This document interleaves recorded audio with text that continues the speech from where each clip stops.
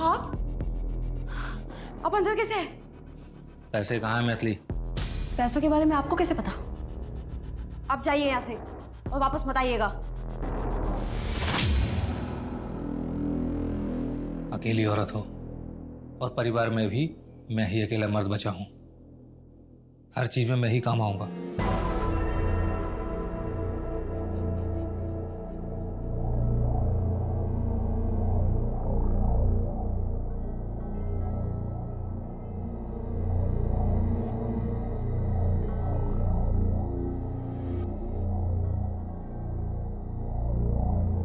हाँ मैडम, अरे पूरी नजर बना के रखी है मैंने।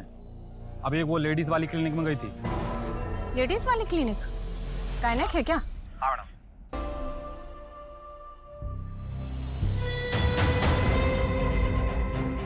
बता कहाँ है मेरा पैसा? पैसा? कौन सा पैसा?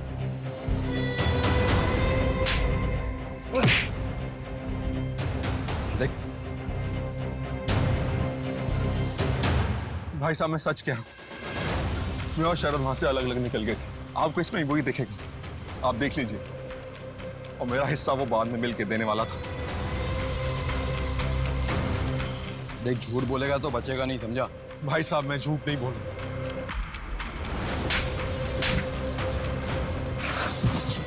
इस बार तो तुझे छोड़ दूं। अगर पता चला ना कि पैसे तूने छुपाए तो मर्डर केस बना दूंगा तेरा, समझा? पुलिस है।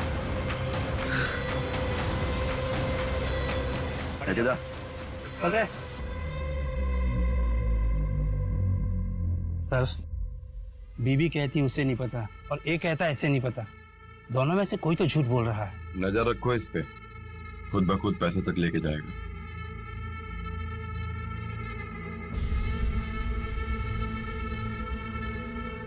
यादव। हाँ सर। ये निकिता आज भी नहीं आई क्या? साहब 4 दिन से नहीं आई, फोन भी नहीं लग रहा है। मैथिली, तुम प्रेग्नेंट थी, तुमने अबॉर्शन कराया, क्यों? मैम वो अब शरद नहीं रहे ना, तो मैं अकेले दूसरा बच्चा कैसे संभालती? झूठ मत बोलो मैथिली, तुम्हारी रिपोर्ट पढ़ी है मैंने। तुम्हारे साथ जबरदस्ती हुई थी ना, चोट के निशान थे तुम पर।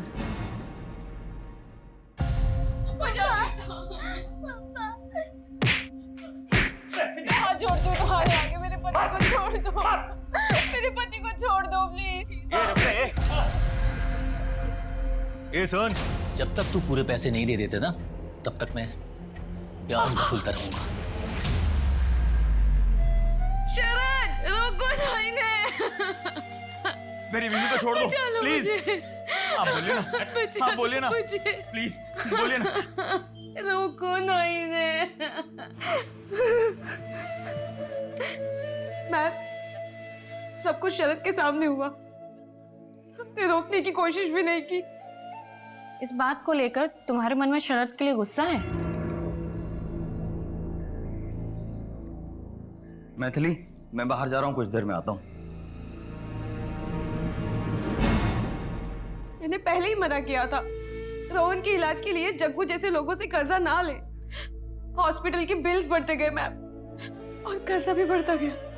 मैथिली, ये सब तुमने हमें पहले क्यों नहीं बताया? मैं क्या करती मैम, मैं बहुत डरी हुई थी।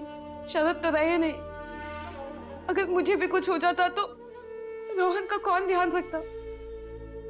हम हैं तुम्हारे साथ, ऐसा कुछ नहीं होगा। अच्छा मैथिली, तुम कुछ और तो नहीं छुपा रही हो ना? नमस्ते भाभी जी। नहीं मैम। मंजू, लेकिन मैथिली को ये बात हमें पहले बतानी चाहिए थी ना। सर, मुझे लगता है कि वो हमसे कुछ और भी छुपा रही है। क्या छुपा रही? वो तो पता नहीं, लेकिन शरद पर बहुत गुस्सा है। मंजू, कहीं ये मेन कल्प्रिट मैथिली तो नहीं है?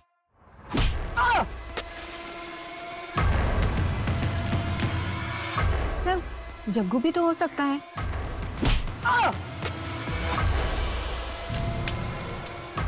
सस्पेक्ट तो बहुत से हैं। उठाओ से। Okay sir. देखिए, मैंने किसी को जलाया वलाया नहीं है। कोई सबूत है आपके पास? अगर सबूत है तो प्रूव करके दिखाइए। ज्यादा उछलने की जरूरत नहीं, समझा? जहां तक प्रूफ करने की बात है ना, तो तुझ पे रेप चार्जेस आराम से प्रूफ किए जा सकते हैं। मैथिली का रेप किया ना तूने, क्या? रेप? मैंने कोई रेप नहीं किया साहब। वो मैथिली ने बेचारी बन के एक्टिंग बंद कर। अरे एक्टिंग करनी होती तो मुंबई चला जाता हीरो बनने के लिए।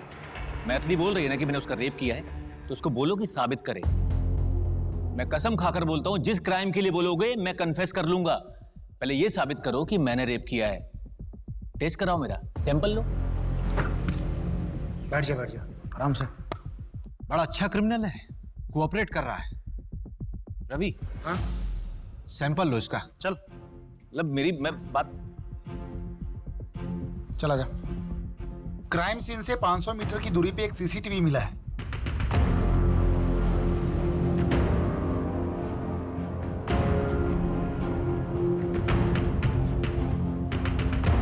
ये अरुण कटारिया है जो एनजीओ चलाता है। ये शरद के घर से निकलने के कुछ देर बाद का ही वीडियो है ना? हाँ, एक बात और, शरद ने घर से निकलने से पहले अपने बड़े भाई अशोक को कॉल किया था। ठीक है, 10 बजे मिलते हैं गेहूं खेड़ा के पास। ठीक है। पर जब मैंने अशोक से पूछा था कि शरद से कोई बातचीत हुई थी क्या, तो अशोक ने बोला कि नहीं, जबकि कॉल ड्यूरेशन 2 मिनट का था। अशोक और कटारिया दोनों को उठाओ। शरद का उस रात कॉल आया था, ये बात छुपाई क्यों? सर छुपाई नहीं, भूल गया था। तेरा भाई मरा था, उसका मर्डर हुआ था। उस मर्डर वाली रात तेरे भाई ने तुझे कॉल किया था और तू भूल गया। तुझे क्या लगता है कि हम कल पैदा हुए हैं? देख, तू मुंह खोलेगा या मैं अपने तरीके से खुलवाऊं? नहीं, मैं बताता हूँ सर। और मर्डर मैंने नहीं किया। उस रात शरद को मेरी हेल्प की जरूरत थी। उसके बाद कहीं से बहुत सारा पैसा आ गया था। भैया मेरे पास ना कुछ पैसे हैं रोहन के इलाज के लिए, आप 1-2 दिन अपने पास रख लीजिए और आप ये बोलकर मैथिली के सामने दे दीजिएगा कि आपने कहीं से इंतजाम किया है रोहन के इलाज के लिए।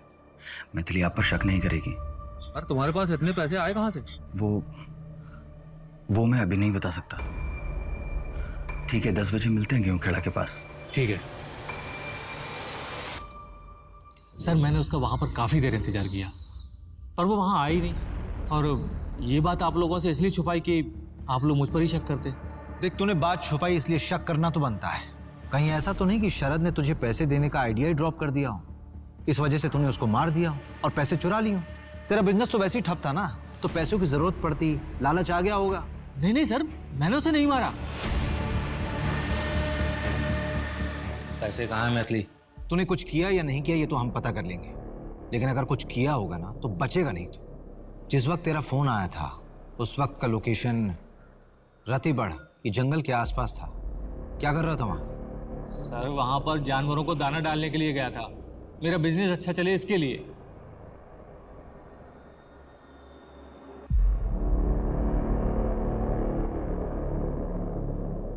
ये शरद के पास इतना पैसा आया कहां से होगा? यार रवि, मुझे लगता है उसने कोई ना कोई कांड तो किया होगा और शायद इसी वजह से उसका मर्डर भी हो। कटारिया कहाँ है? अरे बड़ा एटीट्यूड दिखा रहा है, कह रहा है कोई ढंग का सबूत है तभी थाने बुलाओ, वरना ऑफिस आके बात करो। अच्छा, चलो फिर।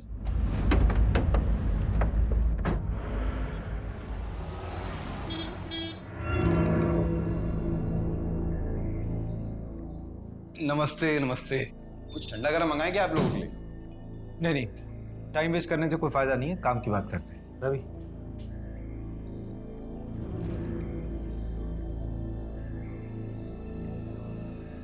अच्छा दिख रहा हूं ना मैं? हाँ सर, एकदम हीरो। हीरो नहीं, विलेन। ये लीजिए सर। हाँ, तो आप क्या पूछ रहे थे? शरद को क्यों मारा? मेरे ऑफिस से पैसे चुराए थे उसने और मारा नहीं, पीटा सर। मेरे पैसे चुराएगा? ये बता मेरा पैसा कहाँ है? सर वो मैंने हॉस्पिटल में जमा कर दिया। मैं कल लाके सर दे दूंगा पक्का। और अगर कल लाके नहीं दिया ना तो जिंदा जला दूंगा सर। कल ले आऊंगा सर पक्का। लिख रहा है?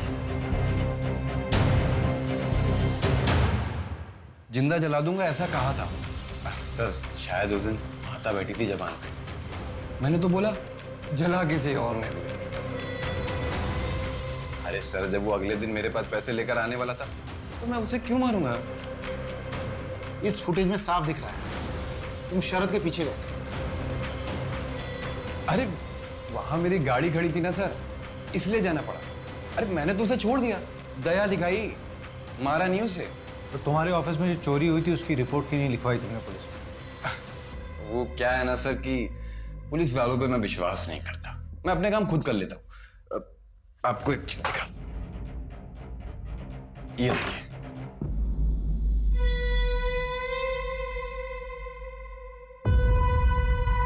ये जो फोन में आपने फुटेज दिखाई ना मुझे, इसको इकट्ठा करने के लिए आपको 1 हफ्ता लग गया, लेकिन मैंने तो 1 दिन में इकट्ठा कर ली। अब बताइए, आपकी इन्वेस्टिगेशन में दम है या मेरी? वो दूसरा चोर कौन है? इन्वेस्टिगेशन चल रही है, पता चल जाएगा।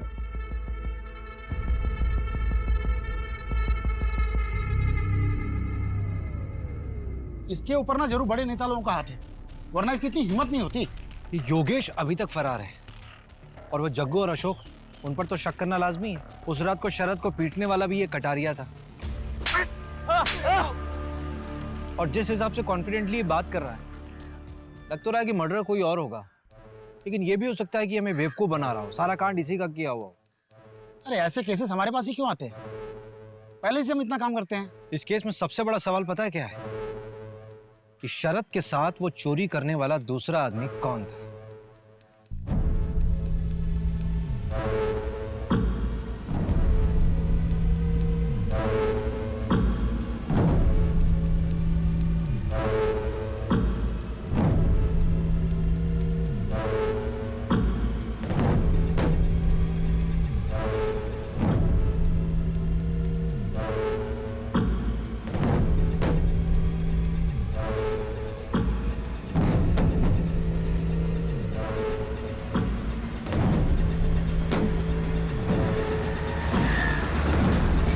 बाकी डिटेल्स बाद में सबमिट कर दें। हाँ ठीक है। अशोक की ऑटोप्सी रिपोर्ट। कमल ने कमाल कर दिया, 12 घंटे बोला था, 10 घंटे में रिपोर्ट दे दी।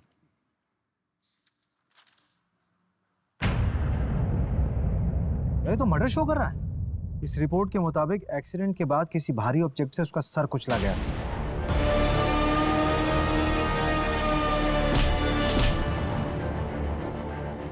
इसका मतलब ये एक्सीडेंट वाली स्टोरी हमें भटकाने के लिए दिखाई गई। कहीं ये कटारिया के पैसे इसके पास तो नहीं थे?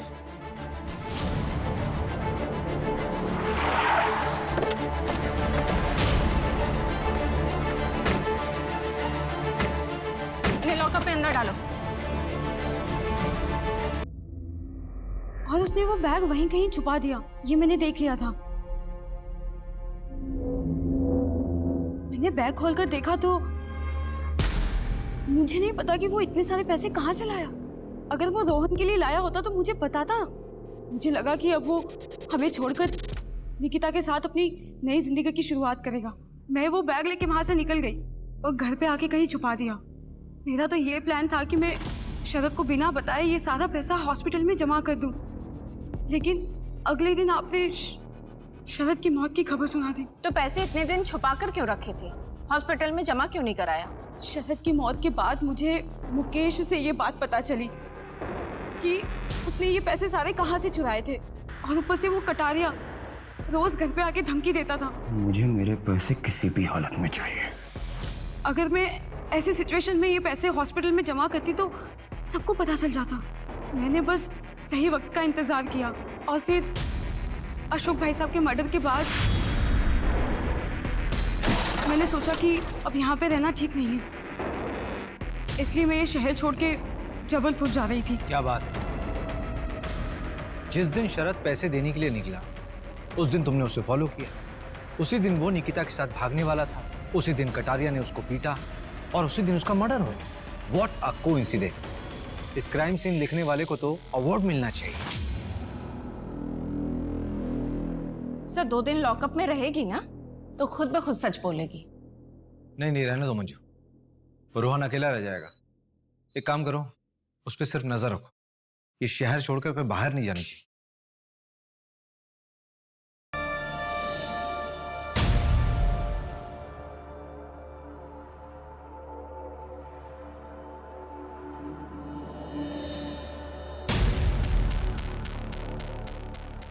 रवि, ये बंदा 2 या 3 दिन में होटल बदलता होगा। बहुत स्मार्ट बंदा है।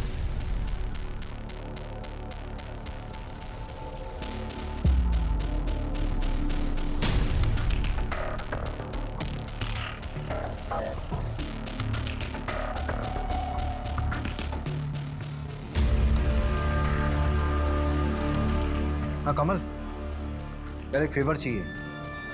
रवि, हाँ इस तरह के सारे होटल्स को चेक करो। हो सकता है किसी ऐसी होटल में रुका हो, और शहर के जितने भी एग्जिट पॉइंट है, चाहे वो बस स्टॉप हो, टोल नाका हो, स्टेशन हो या फिर एयरपोर्ट हो, मुझे सबके सीसीटीवी फुटेज चाहिए। यार ये बंदा अगर शहर के बाहर निकल गया होगा फिर तो उसको ट्रैक करना होगा। ठीक है। हाँ मंजू बोलो।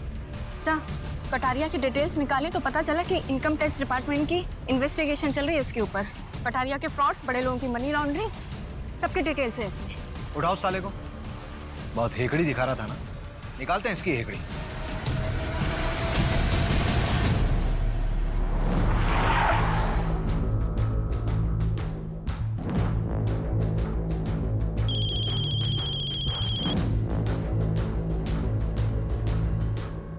हेलो भाभी, सुना है पैसे का बैग आपके पास था, कहीं शरद को आपने तो नहीं? चलो बेटा।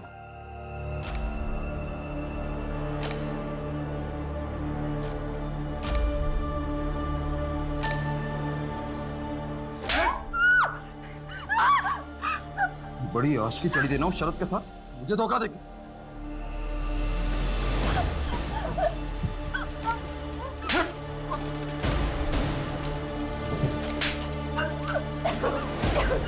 ठीक हो तुम? बैठो यहाँ पर। निकिता, लंबी सांस लो, आराम से। पानी पियोगी? फोर्स और इन्फॉर्मर सभी लगे हुए हैं, एक एक होटल की चेकिंग चल रही है। वो शहर से बाहर गया हुआ है, ऐसी कोई जानकारी भी नहीं है। हाँ कमल बोल। हाँ बिट्टू बोल।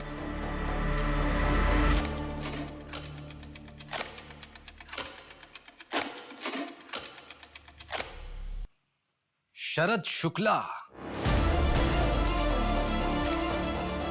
तेरा गेम ओवर है। जिस लास्ट होटल में तू रुका था ना, वहां पे हमें ओजा सेन का पता दिया। वहीं मुझे शक हो गया कि कोई और नहीं तू ही है। चल, तेरा अवार्ड लेने का टाइम आ गया है। इस कहानी का राइटर भी तो तू ही है ना? लेकर चल इसको। चल। Sir sir sir sir sir देख, ये पार्टी मुझे बड़ी लग रही है, इसी को पकड़ते हैं। तूने इसके हाथ की घड़ी देखी? महंगी लग रही है यार। यार वो घड़ी मुझे चाहिए, मेरे साले ने मुझसे गिफ्ट मांगी है। तो फिर इसी को टारगेट करते हैं।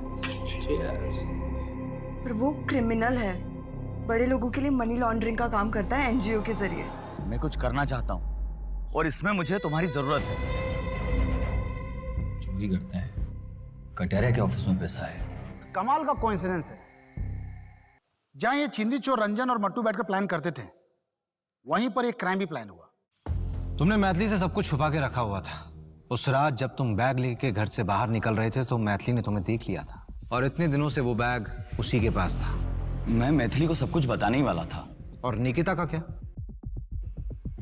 उसको भी कुछ नहीं पता था। चलो एक काम करो राइटर साहब, अपनी कहानी अपनी जबानी बताओ। बैग छुपाने के बाद मैं कटारिया की पकड़ में आ गया था। मेरे पैसे चुराएगा? पहले मैंने सोचा था कि अशोक भाई साहब के जरिए पैसा घर में आ जाएगा और मैथिली को शक भी नहीं होगा, लेकिन कटारिया को पता चल जाने के बाद मुझे अपना पूरा प्लान चेंज करना पड़ा, और कटारिया मेरा पीछा नहीं छोड़ता, इसलिए मुझे अपनी मौत का नाटक रचना पड़ा। और इसलिए तुमने योगेश को मार के जला दिया, अपनी कुछ चीजें उसके पास छोड़ दी ताकि सबको लगे कि मौत तुम्हारी हुई। गलती हमसे भी हुई है, हमें लाश का डीएनए करवा लेना चाहिए था। तू भाई अंदर बैठ के बात करते हैं ना। शरद बहुत बुलाए तूने यार। चल यार बहुत भाई मैं 1 मिनट में आया वॉशरूम से। कहाँ? पैसों का बैग कहाँ है? मुझे नहीं पता। मैंने चोरी की, पर मुझे लगा कि इससे रोहन की जान बच जाएगी और मैं जेल भी नहीं जाऊंगा, और फिर कभी न कभी हम एक परिवार की तरह फिर से मिलकर रहेंगे किसी और शहर में। मैं तुम्हारी मजबूरी समझ सकता हूँ शरद। एक बच्चे की जान बचाने के लिए, खासकर अपने बच्चे की जान बचाने के लिए इंसान किसी भी हद तक जा सकता है, पर जुर्म तो जुर्म है। योगेश भी किसी का बेटा था, और अशोक तो तुम्हारा भाई था। तुम्हारा सगा भाई।